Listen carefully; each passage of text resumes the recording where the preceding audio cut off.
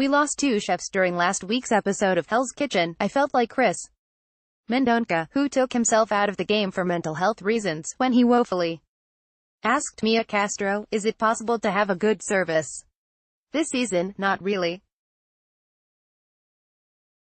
Yes, the all-male blue team got their act together, but red team veterans Heather Williams and T. Gregoire were more interested in blame games than serving their hungry patrons.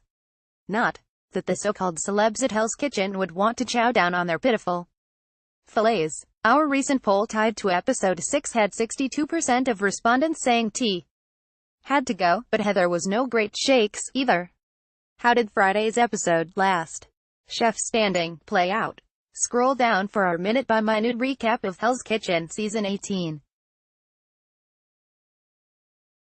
Episode 7, 9:02 p.m. We learned Heather previously was never nominated for elimination before, not even as a runner-up in Season 16. Well, you have just been served.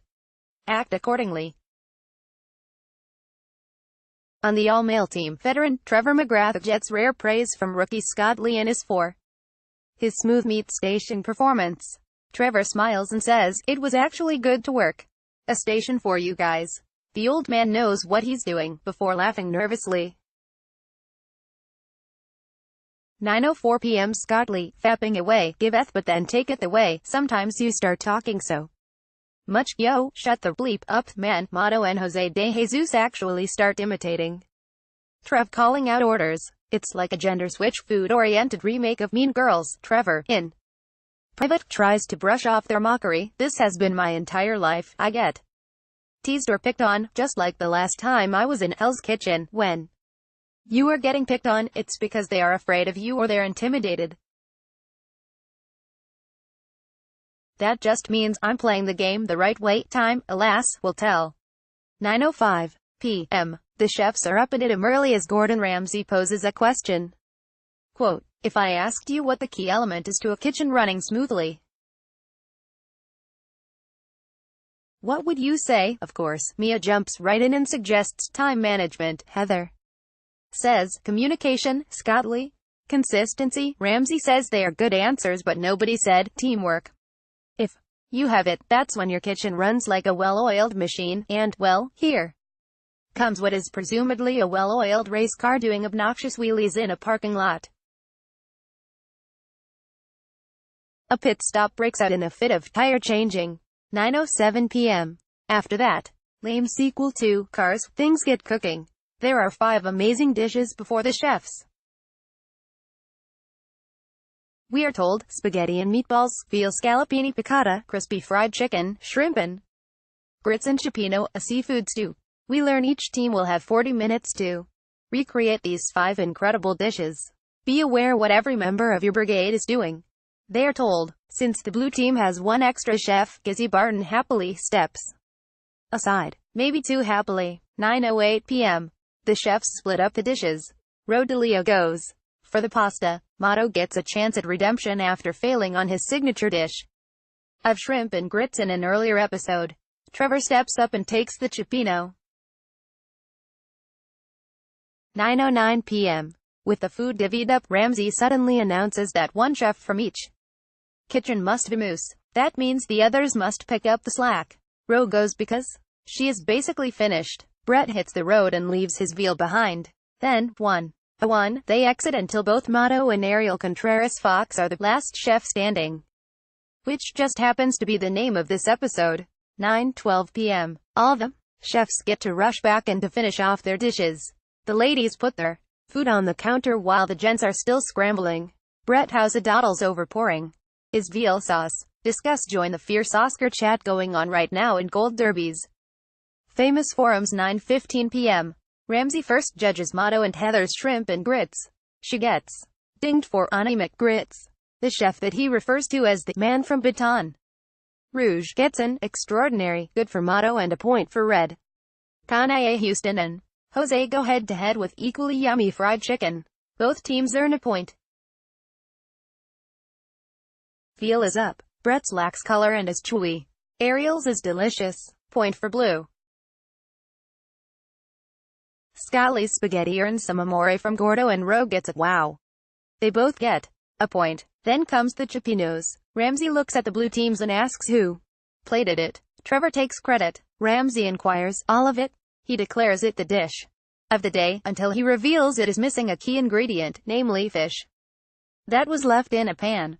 Scotty is ticked at Trev. Don't act like the boss if you're not the boss, man. 9:19 p.m. Trevor has a flashback to season 8, when he similarly left out a stunning puree, because he spaced out, at least. We get to see him with hair. Obviously, the women are the champs and are back on their game. Their award, a day of go-kart racing. Again, with the speedy vehicles. Ramsay asks if the men have any tips before the women go. Scotty says,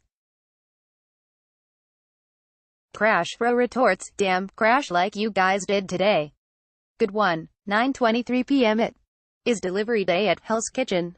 That means the red team has some prep work to do. Ariel and Kanae both get a good job from the boss man as they leave while bushels and bushels of corn on the cob await the guys.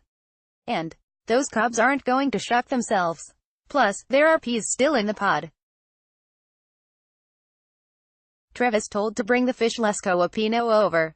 He is timed by Scotty on how long it takes him to put the seafood in the stew. 1.16 seconds. The corn and peas are in a truck filled with hay. Scotty is bitter, proclaiming, this is all on Trevor. I digress, but wasn't it a teamwork challenge? Did anyone have his back and see the fish left behind? 9:25 p.m. Poor Trev. He is allergic to something in the bushels and he starts breaking out. Scotty snarks, someone is cutting a break, I guess. He then suggests, stop acting like a baby girl.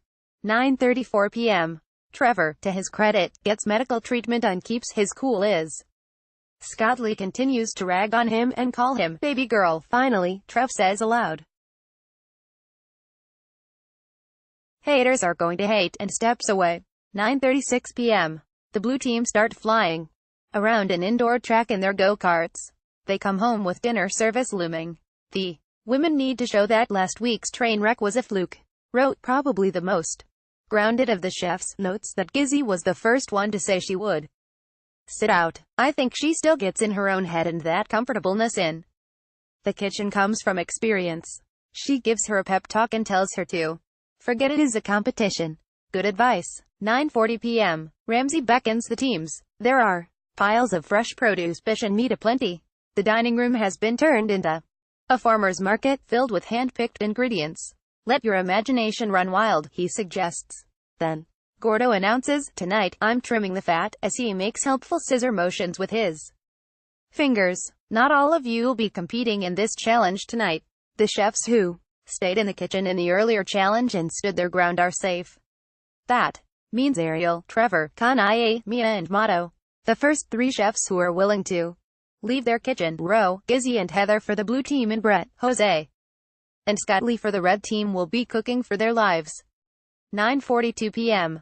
The 6 each have 45 minutes to shop and make a spectacular entree. 9:45 p.m.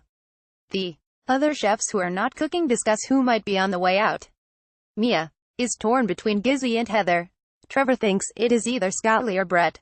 See Hell's Kitchen photo gallery of season 18's contestants. 9:47 p.m. Rose presents swordfish roasted in a kaffir lime butte and served with a raspberry, crabapple and pomegranate sauce.